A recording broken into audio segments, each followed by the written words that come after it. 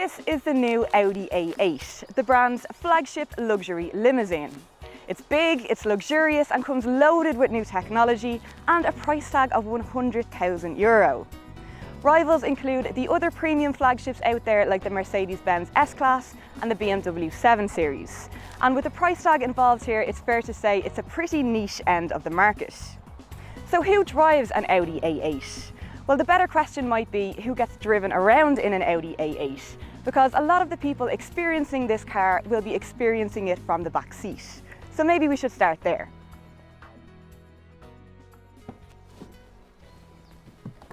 And as you can see, space is pretty plentiful back here, with lots of room to stretch out, read the paper and adjust your own personal climate zone.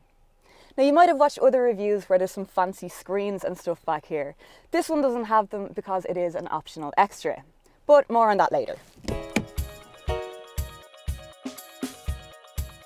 In the front, this is where the A8 really starts to come into its own, and you start to realise the attention to detail that six-figure sum demands. It's fabulous to look at, fabulous to touch, everything feels screwed and damped to perfection, and it comes with some serious touches of class around the place, like this, and this, and this. There's also electronic adjustment in the seats, with several different parts you can move and heat individually. So if you want your back a bit warmer than your legs, you can do that. So can your passenger, and you can save all these adjustments to your driver profile so that it will automatically adjust to the way you like it every time you sit in. Effortless is the best way to describe being in here and the way everything works. Speaking of how it all works, you might have noticed the rather impressive infotainment setup. The centre console is made up almost entirely of touchscreens. Well, there are only two, but because of the glossy black dash design, it all seems to integrate seamlessly into the dashboard. The system itself is a really great one to use, and despite the massive amount of information on display, it's actually pretty easy to navigate.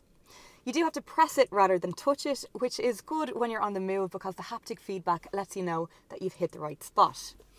In terms of what it can do, well, everything really. You can control the temperature, different car settings, ambient lighting, then of course all the latest in smartphone integration so that you can pair your phone via Bluetooth or CarPlay or Android Auto or whatever you're using.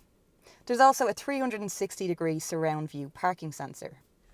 The satellite navigation uses Google Earth for an incredibly detailed view of your surroundings and is also visible on the virtual cockpit behind the steering wheel. And even though I've seen this now in several Audis, it still blows me away every time. I mean, just look at that, and you don't even have to take your eyes off the road to see it. Even more impressive is that navigation system works in conjunction with some very high-tech safety features. Via the satellite, it can read the blueprint of the road ahead and preempt any upcoming turns and bends, and even automatically apply the brakes if it has to. The suspension has also been set up to preempt any potholes or rough surfaces and been programmed to react accordingly, so that you'll never feel a jolt or any rude interruptions to the serenity that is this masterpiece of a cabin. There's a choice of two engines, a 3-litre petrol or a 3-litre diesel, which is what this is. It pushes out 286 brake horsepower, comes with an annual motor tax bill of €390 and a claimed fuel economy of 5.8 litres per 100 kilometres. It also comes paired with an 8-speed automatic transmission and Audi's Quattro 4-wheel drive system as standard.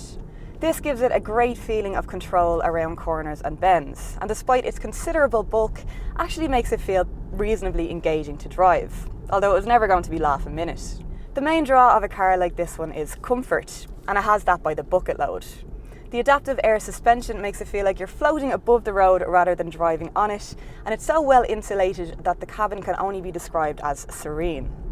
It's an incredibly relaxing drive and immediately calming to sit into, so perfect for sitting into after a long day at the office or on the stock markets or whatever it is that you do that puts you in the privileged position to be considering a car like this one. I could certainly get used to it anyway.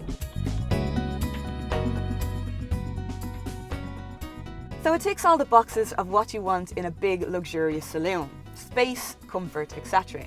But as for those little wow factors that you might also want in this bracket, well, you're going to have to dig deep in your pocket and pay for them.